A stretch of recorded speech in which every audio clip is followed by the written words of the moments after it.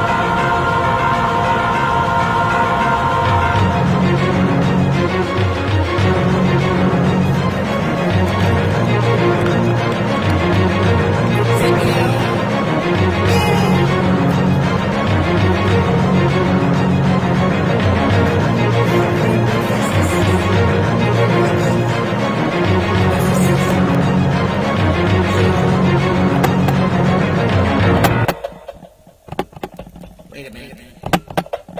That's not what I want. Now.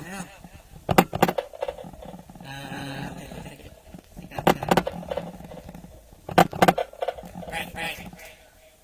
This might help chill. Just breathe. Watch the intro.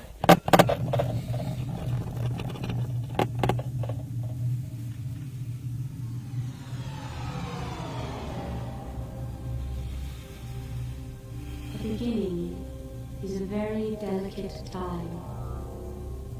Know then that it is the year 10,191. The known universe is ruled by the Padishah Emperor Shaddam IV, my father. In this time, the most precious substance in the universe is the spice melange. The spice extends life. The spice expands consciousness. The spice is vital to space travel. The Spacing Guild and its navigators, who the spice has mutated over 4,000 years, use the orange spice gas, which gives them the ability to fold space. That is, travel to any part of the universe without moving. Oh yes, I forgot to tell you. The spice exists on only one planet in the entire universe. A desolate, dry planet with vast deserts. Hidden away within the rocks of these deserts are a people known as the Fremen, who have long held a prophecy that a man would come, a Messiah, who would lead them to true freedom. The planet is Arrakis, also known as June.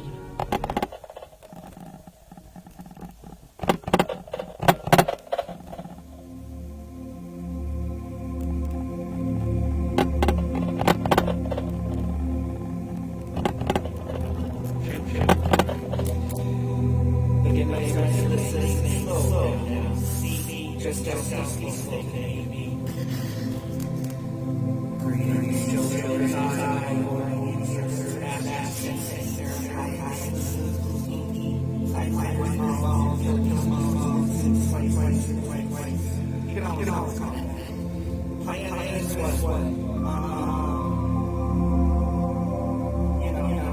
So this was actually pretty slow.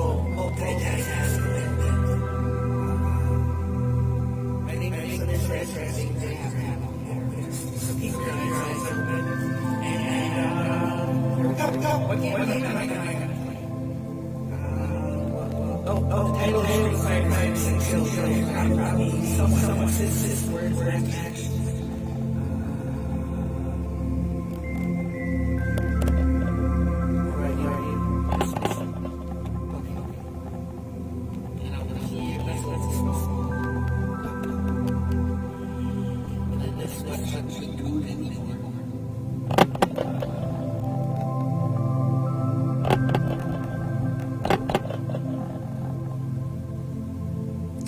Chapter 1. It is a truth universally acknowledged that a single man in possession of a good fortune must be in want of a wife. However little known the feelings or views of such a man may be on his first entry a neighborhood, this truth is so well fixed in the minds of the surrounding families that he is considered the rightful property of some one or other of their daughters. "My dear Mr. Bennet," said his lady to him one day, "have you heard that Netherfield Park is let at last?"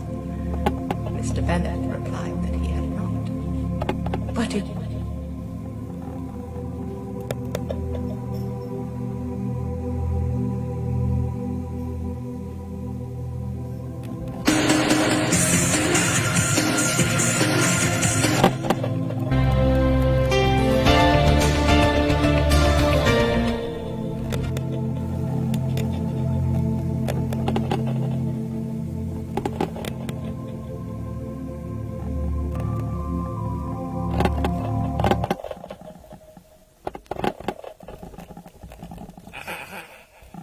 Play.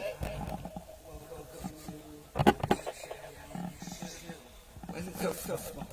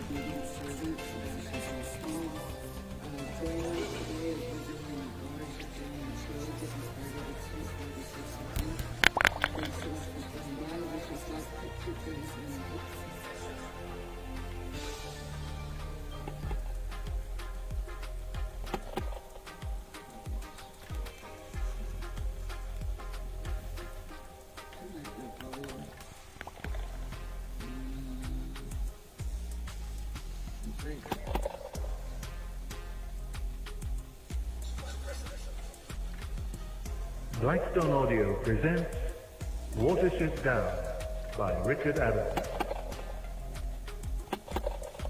This book contains the following dedication: to Juliet and Rosamond, remembering the road to Stratford-on-Avon. Introduction.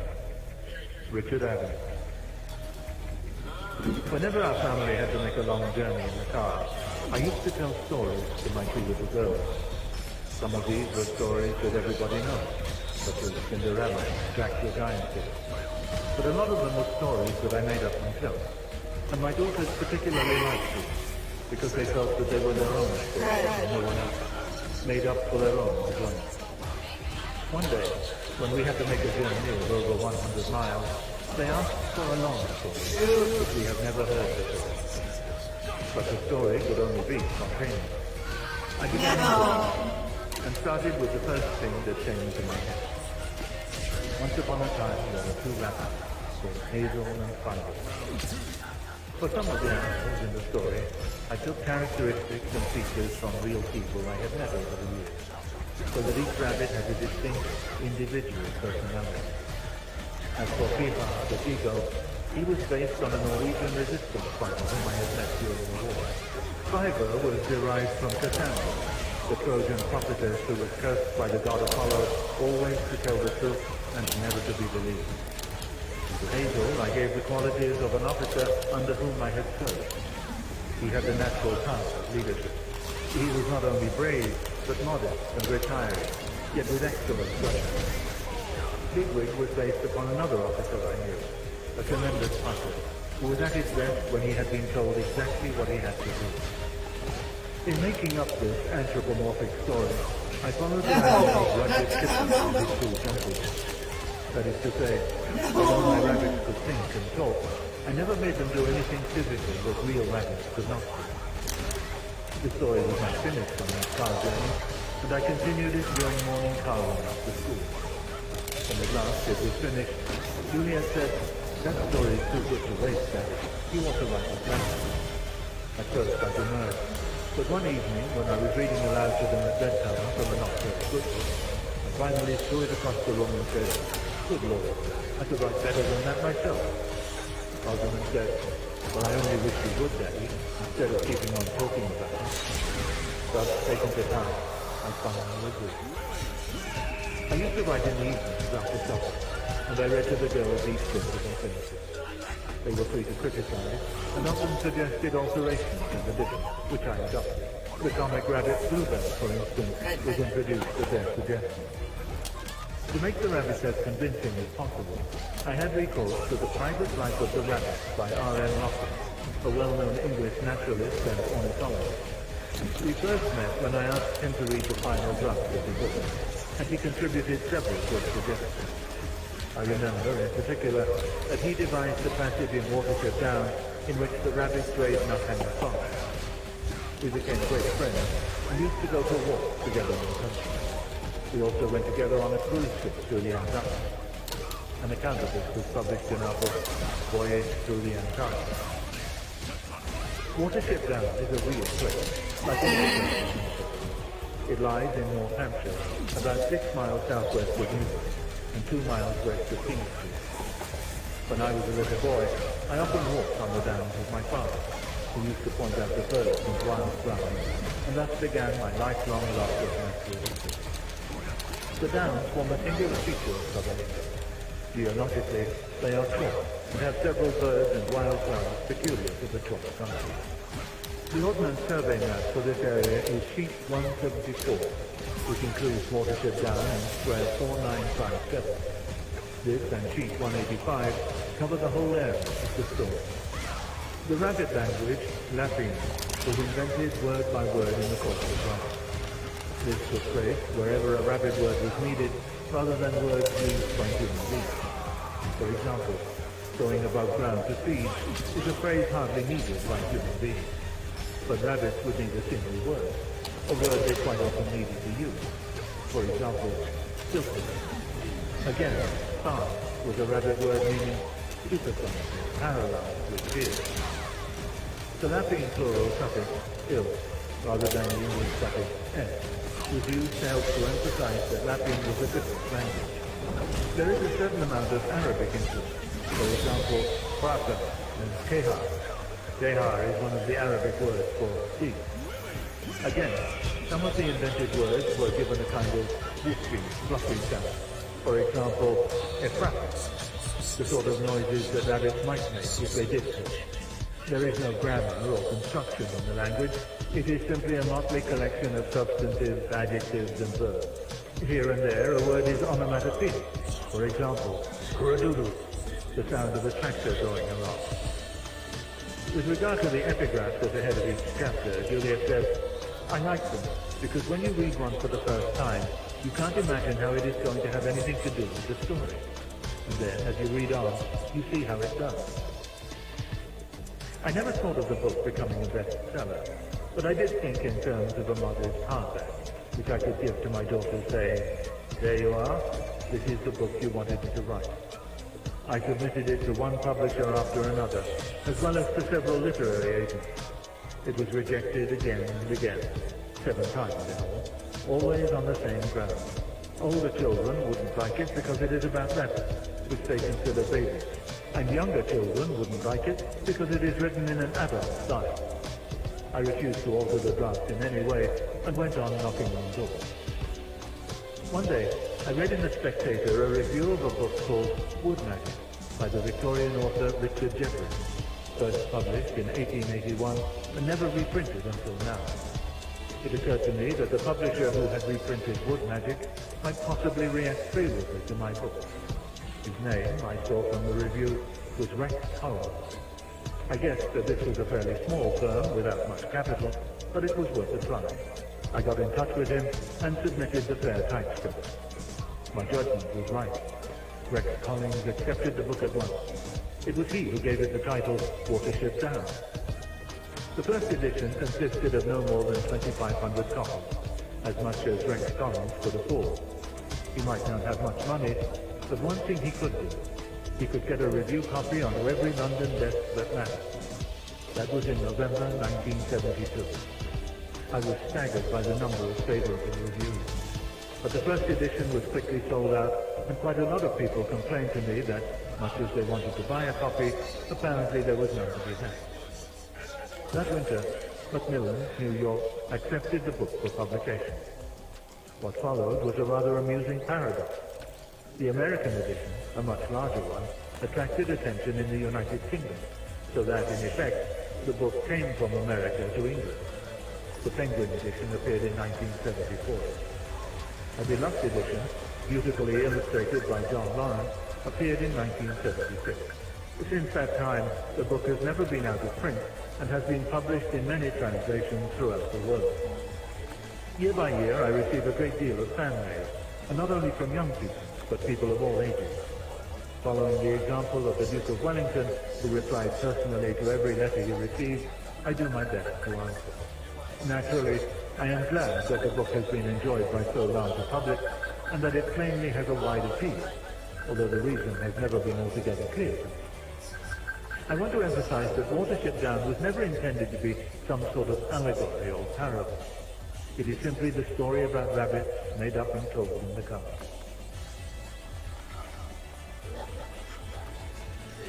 Part 1. The Journey. Chapter 1. The Notice Show. Chorus. Why do you cry out and let there come vision of horror? Cassandra. The house reeks of death and dripping blood. Chorus. How so? It is but the odor of the altar sacrifice. Cassandra. The stench is like a breath from the tomb. Escalate. Agamemnon. The primroses were over. Toward the edge of the wood, where the ground became open and sloped down to an old fence and a brambly ditch beyond, only a few fading patches of pale yellow still showed among the dog's mercury and oak tree roots. On the other side of the fence, the upper part of the field was full of rabbit holes. In places, the grass was gone altogether, and everywhere there were clusters of dry gossip, to which nothing but the rabbits was growing. 100 yards away, at the bottom of the slope, ran the brook. no more than 3 feet wide, half choked with kingcup, watercress, and blue brookline. The cart track crossed by a brick culvert and climbed the opposite slope to a 5-barred gate in the thorn hedge. The gate led into the lane. The May sunset was red in clouds, and there was still half an hour to twilight. The dry slope was dotted with rabbits, some nibbling at the thin grass near their homes, others pushing further down to look for dandelions, or perhaps a cowslip that the rest would need. Here and there one sat upright on an ant heap and looked about, with ears erect and nose in the wind. But a blackbird singing undisturbed on the outskirts of the wood showed that there was nothing alarming there. And in the other direction, along the brook, all was plain to be seen, and seemed quiet. The warren was at peace. At the top of the bank, close to the wild cherry where the blackbird sang, was a little group of holes almost hidden by brambles. In the green half-light, at the mouth of one of these holes, 2 rabbits were sitting together side by side. Then, the larger of the 2 came up, slipped along the bank under cover of the brambles, and so down into the ditch and up into the field. The other side. The first rabbit stopped in a sunny patch and scratched his ear with rapid movements of his hind leg. Although he was a yearling and still below full weight, he had not the harassed look of most outfitters. That is, the rank and file of ordinary rabbits in their first year, who, lacking either aristocratic parentage or unusual size and strength, get shackled by their elders and live as best they can, often in the open on the edge of their warren. He looked as though he knew how to take care of himself. There was a smooth buoyant air about him as he sat up, looked round, and rubbed both front paws over his nose. As soon as he was satisfied that all was well, he laid back his ears and set to work on his own. His companion seemed less at ease. He was small, with wide, staring eyes, and a way of raising and turning his head which suggested not so much caution, but a kind of ceaseless, nervous sense. His nose moved continually, and when a bumblebee flew humming to a thistle bloom behind him, he jumped and spun round with a start that sent 2 nearby rabbits scurrying to the hole before the nearest, a buck with black-tipped ears, recognized him and returned to feed.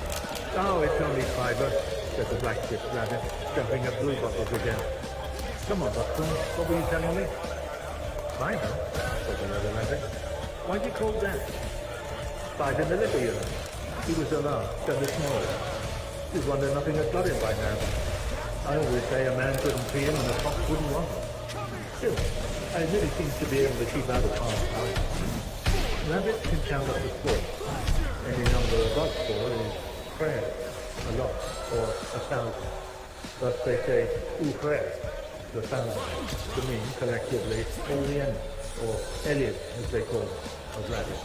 Fox, goat, weasel, cat, owl, man, etc. There were probably more than 5 rabbits in the litter when Fiver was born, but his name, Frère, means little thousand.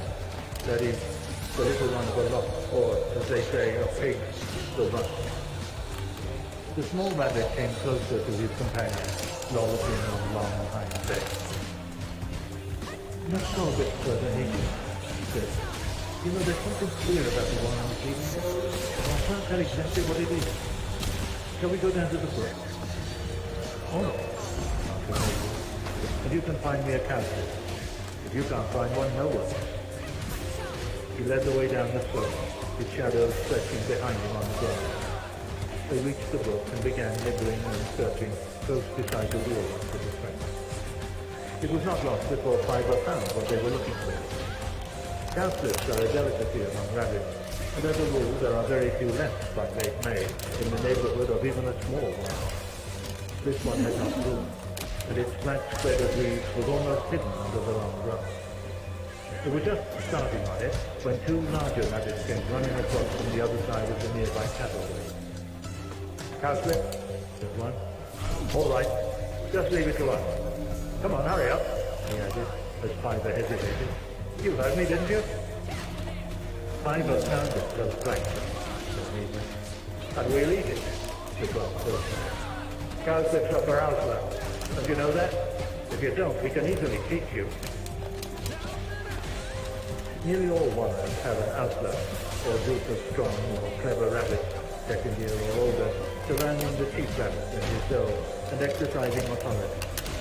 Outlers vary. In one warren, the outlaw may be the band of a warder. In another, it may consist largely of clever patrollers or garden rangers. Sometimes a good storyteller may find a place, or a seer, or intuitive rabbit.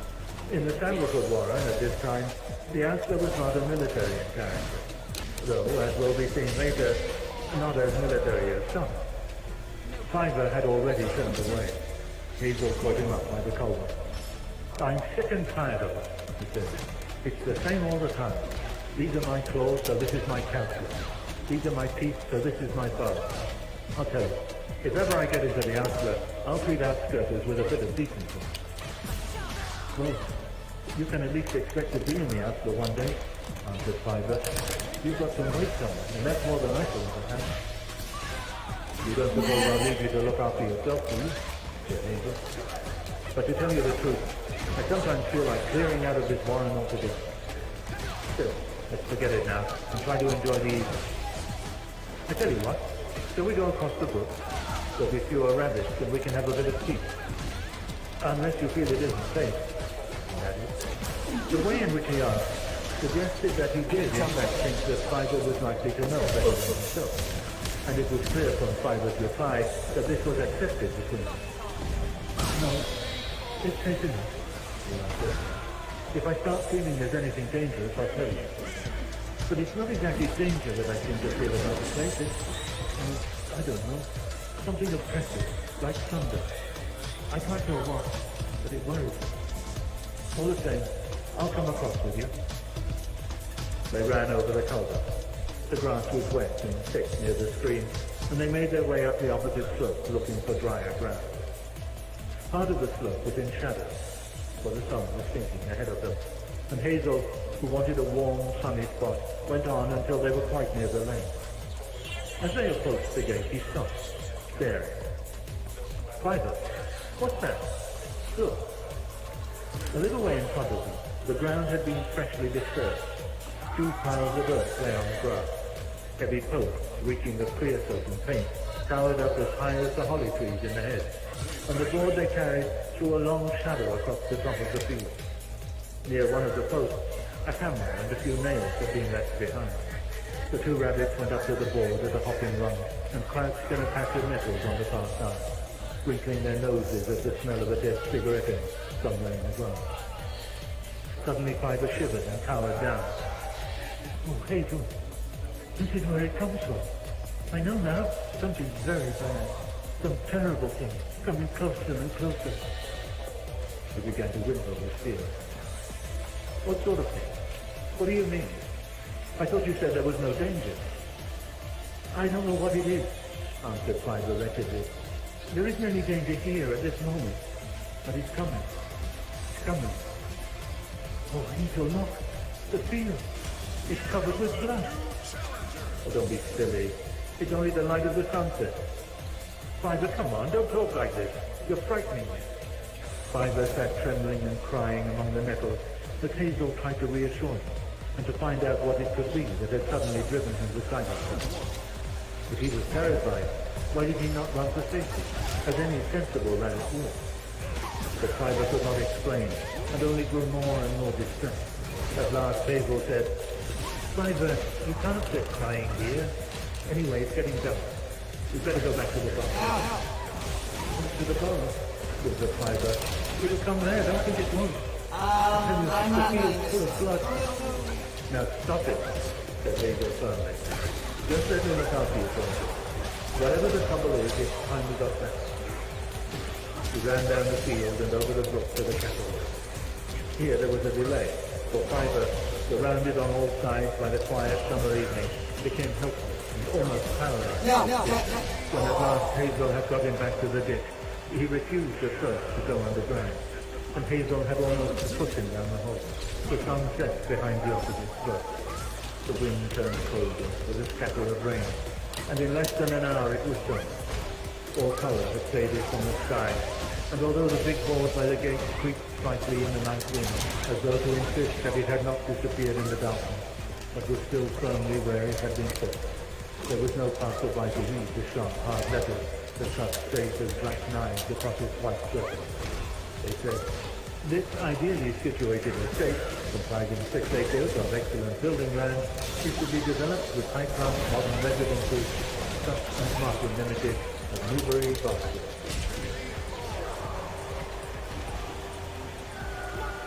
Chapter 2. The Chief Rabbit. The darksome statesman hung his waist and rose, like a thick midnight cloud moved there so slow. He did not stay, and rose. Then reborn the world. In the dark hallway of the burrow, Hazel suddenly woke, struggling and kicking with his back leg. Something was attacking him. There was no smell of force or evil. No instinct told him to run. He kept clear that he realized that he was alone except for time. It was Fiver who was clambering over, clawing and grabbing like a rabbit trying to climb a wild cat in a pen. Fiver, wake up, you silly fellow. It's Hazel. You'll hurt me in a moment. Wake up. He held him down. Fiver struggled even worse. Oh, Hazel, I was dreaming. It was dreadful. You were there. We were sitting on water, going down a great, deep stream. And then I realized we were on a board. Like that board in the field, all white and covered with black lines. There were other rabbits and bucks and does. But when I looked down, I saw the board was all made of bones and wire. And I screamed and you said, "Swim, everybody swim." And I was looking for you everywhere and trying to drag you out of a hole in the bank. I found you, but you said, "The chief rabbit must go alone." You floated away down a dark tunnel of water. Well, you hurt my ribs anyway. Tunnel of water indeed. What rubbish. Can we go back to sleep now? Hazel, the danger, the bad thing, it hasn't gone away. It's here, all around us. Don't tell me to forget about it and go to sleep. We've got to go away before it's too late. Go away? From here, you mean? From the wild? Yes, very soon. It doesn't matter where. Just you and I? No, everyone. The whole warren? Don't be silly. They won't come. They'll say you're out of your wits. Then they'll be here when the bad thing comes. You must listen to me, Hazel. Believe me, something very bad is close upon us, and we ought to go away. Well, I suppose we'd better go and see the chief rabbit, and you can tell him about it. Or I'll try to. But I don't expect he'll like the idea at all. Hazel led the way down the slope of the run, and up toward the branded chest. He did not want to believe either. He was afraid not. It was a little after a meat trip, or noon. The whole warren were underground, mostly asleep. Hazel and Fiver went a short way above ground, and then into a wide open hole in the sandbank, and so down by various runs until they were 30 feet into the wood, among the roots of an oak. Here they were stopped by a large, heavily built man, one of the outfits. He had a curious, heavy growth of fur on the crown of his head, which gave him an odd appearance, as though he were wearing a kind of cap. This had given him his name, Clay, which means literally furhead, or as we might say, bigwig. Hazel, said Bigwig, sniffing at him in the deep twilight among the trees. It is Hazel, isn't it? What are you doing here? And at this time of day? He ignored Fiver, who was waiting further down the line. We want to see the chief rabbit, said Hazel. It's important, Bigwig. Can you help us? Wait, said Bigwig. Is he going to see him too? Yes, he must. Do trust me, Bigwig. I don't usually come and talk like this, do I? When did I ever ask to see the chief rabbit before? Well, I'll do it for you, Hazel. Although I'll probably get my head bitten off. I'll tell him I know you're a sensible fellow. He ought to know you're in self-disgrace. He's getting older. Wait here, will you? Bigwig went a little way down the run and stopped at the entrance to a large door. After speaking a few words that Hazel could not catch, he was evidently called and summoned. The two rabbits waited in silence, broken only by the continual nervous fidgeting of Fiver. The chief rabbit's name and style was Clearer, meaning Lord Rowan Tree. For some reason, he was always referred to as the Clearer, perhaps because there happened to be only one Clear or Rowan near the one, from which he took his name. He had won his position not only by strength and refined, but also by level-headedness and a certain self-contained detachment. quite unlike the impulsive behavior of most rabbits. It was well known that he never let himself become excited by rumors or danger. He had truly, some even said coldly, stood firm during the terrible onslaught of the Mexican, ruthlessly driving out every rabbit who seemed to be sickened. He had resisted all ideas of mass emigration and enforced complete isolation in the wild, thereby almost certainly saving the farm. It was he, too, who had once dealt with a particularly troublesome stoat by leading it down among the pheasant coop, and so, at the risk of his own life, onto a people's gun. He was now, as Bigwig said, getting old, but his wits were still growing up. When his young Fiver were brought in, he greeted them politely. Outlaws, like close flanks, might threaten and bully the clearer at no need. Ah, Walnut. It is Walnut, isn't it? Hazel, said Hazel. Hazel, of course. How very nice of you to come and see me. I knew your mother well. And your friend? My brother. Your brother, said the Threra, with the faintest suggestion of, don't correct me any more, will you? In his voice. Do make yourselves comfortable. Have some lettuce. The chief rabbit's lettuce was stolen by the outlaw from a garden half a mile away across the field. Outskirters seldom or never saw lettuce. Hazel took a small leaf and nibbled politely. Fiver refused, and sat drinking and twitching miserably. Now, how are things with you? Said the chief rabbit. Do tell me how I can help you. Well, sir, said Hazel rather hesitantly, it's because of my brother, Fiver here. He can often tell when there's anything bad about, and I found him right again and again. He knew the flood was coming last autumn, but sometimes he can tell where a wire's been sent. And now he says he can sense a bad danger coming upon the wire. A bad danger? Yes, I see. Very upsetting, said the chief rabbit, looking anything but upset. Now, what sort of danger, I wonder? He looked at Fiver. I don't know, said Fiver. But it's bad. It's so bad that it's very bad, he concluded miserably. The Threra waited politely for a few moments, and then he said, well now, and what are we to do about it, I wonder? Go away, said Fiver instantly. Go away, all of us. Now, Threra, we must all go away. The Threra waited again. Then, in an extremely understanding voice, he said, well, I never did. It's a rather tall order, isn't it? What do you think yourself? Well, sir, said Hazel, my brother doesn't really think about these feelings you get. He just has the feeling, if you see what I mean. I'm sure you're the right person to decide what we ought to do.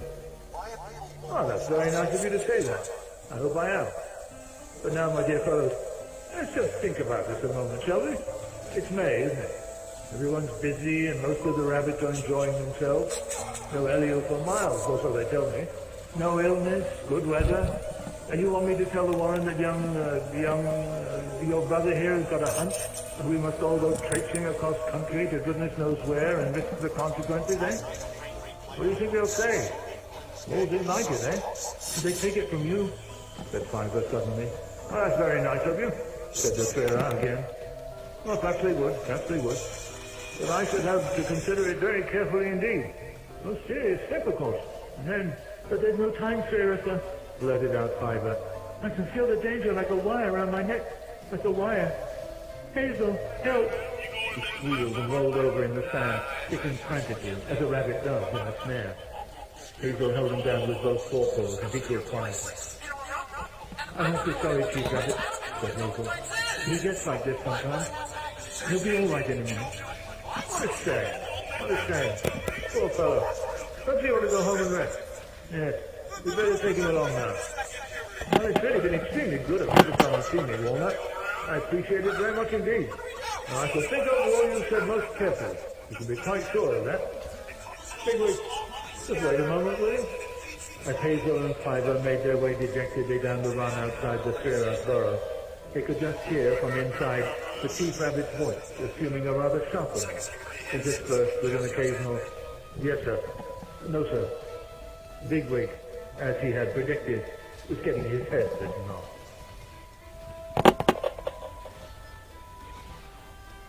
Chapter 3. Hazel's decision. What am I lying here for? We are lying here as though we had a chance of enjoying a quiet time. Am I waiting until I become a little older? Jennifer, the another. But Hazel, you didn't really think the Chief Rabbit would act on your advice, did you? What were you expecting? It was evening once more, and Hazel and Fiver were feeding outside the woods with two friends. Blackberry, the rabbit with tipped ears who had been startled by Fiver the night before, had listened carefully to Hazel's description of the notice board, remarking that he had always felt sure that men left these things about to act as signs or messages of some kind, in the same way that rabbits left marks on runs and cats.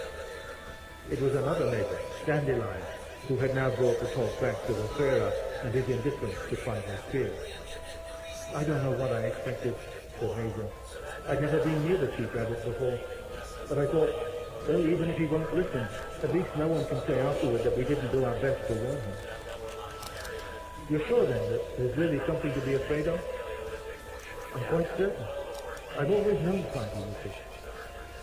Blackberry was about to reply when another rabbit came noisily through the thick dog's mercury in the woods, blundered down into the brambles, and pushed his way up from the ditch. It was Bigwig. Hello, Bigwig, said Hazel. You're off duty? Off duty, said Bigwig, and likely to remain off duty. How do you mean? I've left the outlet. That's what I mean. Not on our account. Well, you could say that. The Trier is rather good at making himself unpleasant when he's been woken up at knee-strip for what he considers a piece of trivial nonsense. He certainly knows how to get under your skin. I dare say a good many rabbits would have kept quiet and thought about keeping on the right side of the chief. But I'm afraid I'm not much good at that.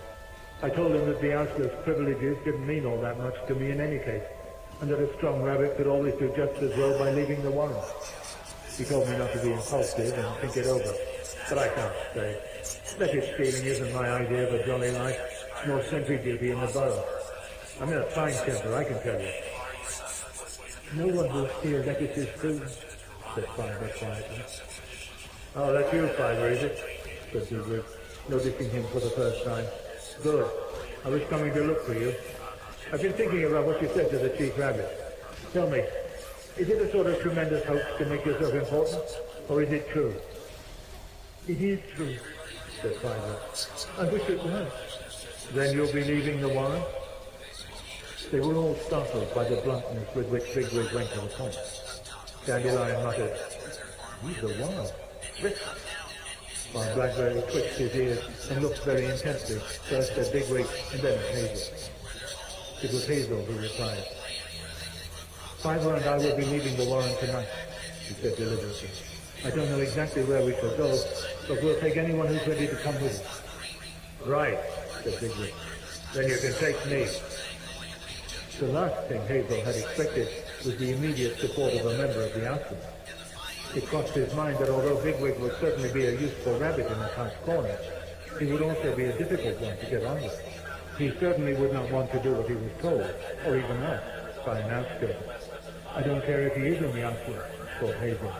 "If we get away from the warren, I'm not going to let Bigwig run everything, or why bother to go?" But he answered only, "Good, we shall be glad to have you." He looked round at the other rabbits, who were all staring either at Bigwig or at himself. It was Blackberry who spoke next. "I think I'll come," he said. "I don't quite know whether it's you who's persuaded me, Fiver.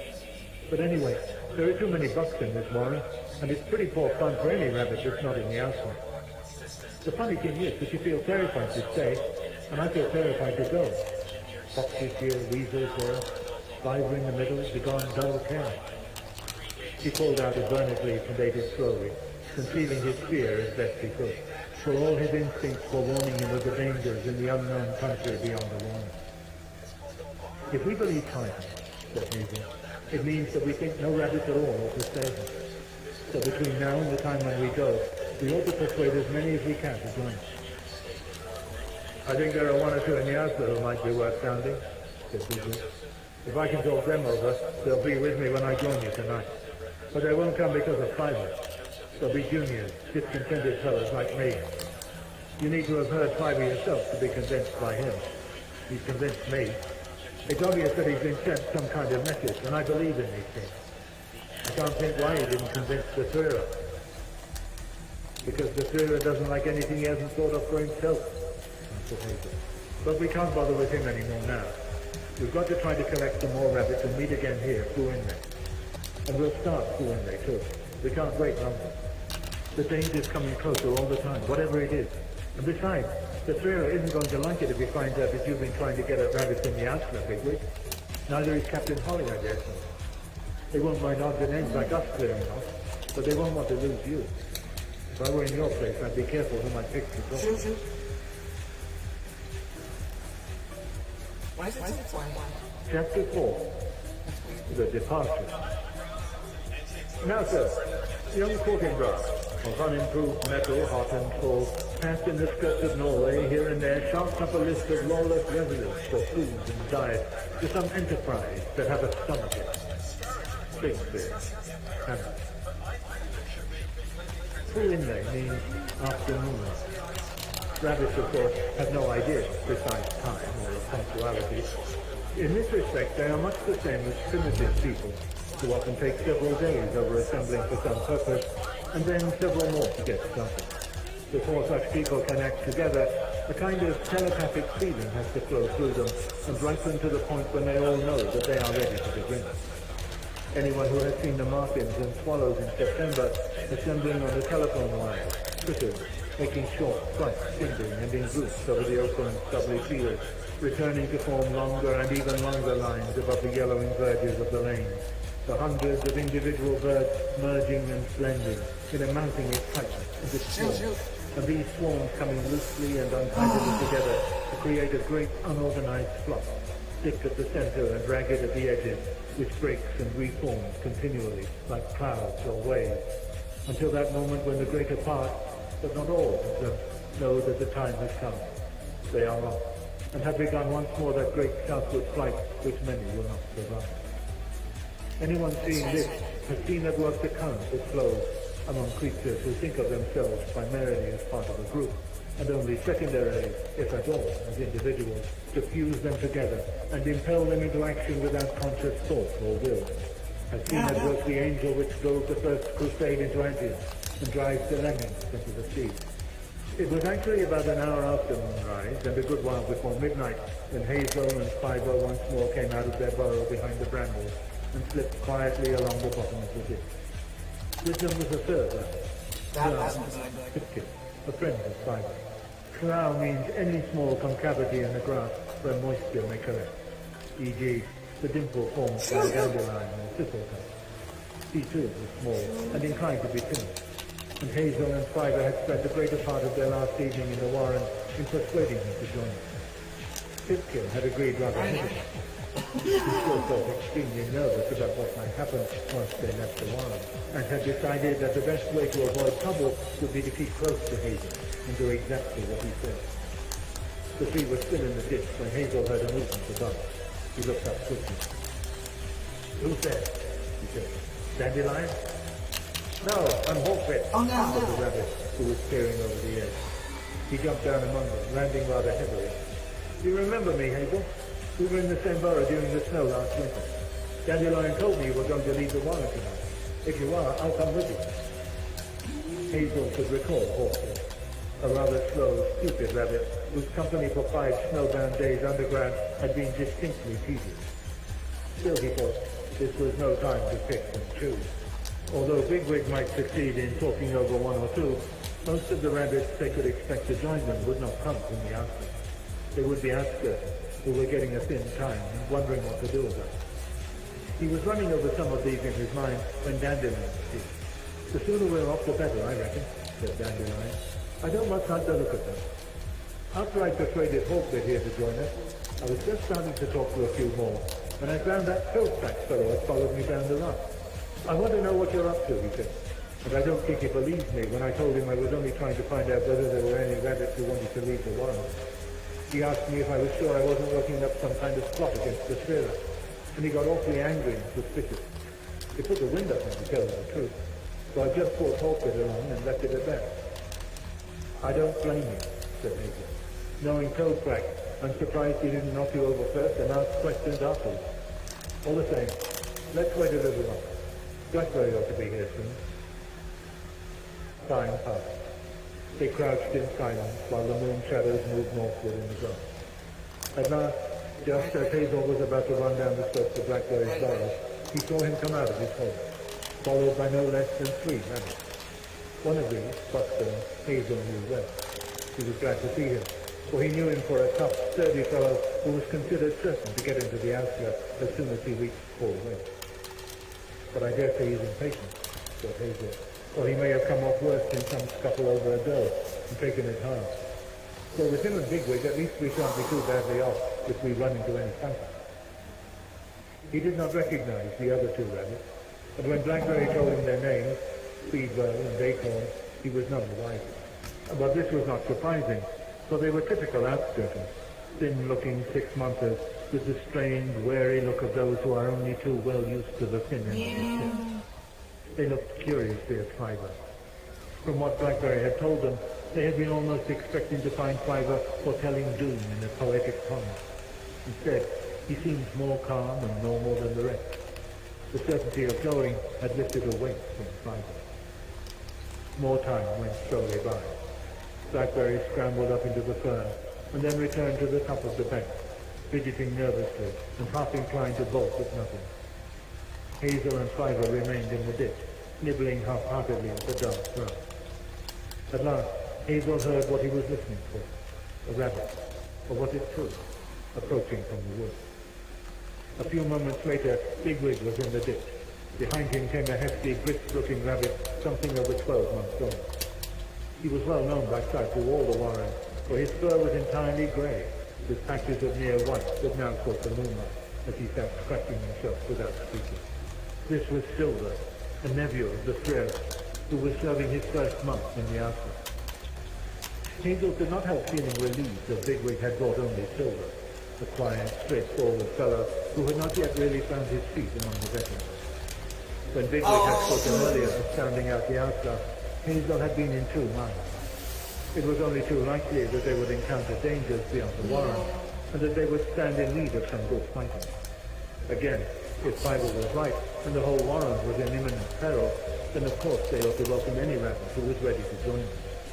On the other hand, there seemed no point in taking particular pains to get hold of rabbits who were going to behave like Toad Black. Wherever we settle down in the end, thought Hazel, I'm determined to see that Pipkin and Fiver aren't sat on and tossed around until they're ready to run any risk just to get away. But is Bigwig going to feel like that? You know Silver, don't you? Asked Bigwig, breaking in on his thought. Apparently some of the younger fellows in the outlet have been giving him a thin time, teasing him about his fur, you know, and saying he only got his place because of the 3 of us. I thought I was going to get some more, but I suppose nearly all the outlet feel they're very well off as they are. He looked about him. I say, there aren't many here, are there? Do you think it's really worth going on with this idea?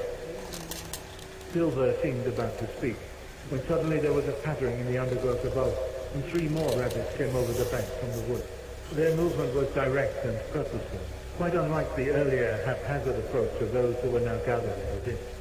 The largest of the 3 newcomers was in front, and the other 2 followed him as though under orders. Hazel, sensing at once that they had nothing in common with himself and his companion, started and sat up tensely. Fiver muttered in his ear, "Oh, Hazel, they've come to..." but broke off short. Bigwig turned toward them and stared, his nose working rapidly. The 3 came straight up to him. "Grady," said the leader. "You know me perfectly well," replied Bigwig. "And I know you, Holly. What do you want?" "You're under arrest." "Under arrest? What do you mean? What for?" "Spreading dissension and inciting to mutiny. Silver, you're under arrest too, for failing to report the Toad Blacks this evening and causing your duty to devolve on a comrade. You're both to come with me." Immediately, Bigwig fell upon him, scratching and kicking. Holly fought back. His followers closed in, looking for an opening to join the fight and pin Bigwig down. Suddenly, from the top of the bank, Buckthorn flung himself headlong into the scuffle, knocking one of the guards flying with a kick from his back leg, and then closed with the other. He was followed a moment later by Dandelion, who landed full on the rabbit whom Buckthorn had kicked. Both guards broke clear, looked round for a moment, and then leaped up the bank into the woods. Holly struggled free of Bigwig and crouched on his haunches, scuffling his front paws and growling, as rabbits will when angry. He was a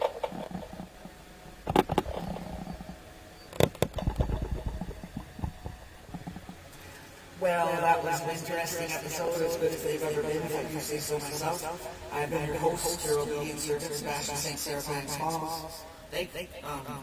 Thanks so much for swinging by. Catch you guys on the flip side.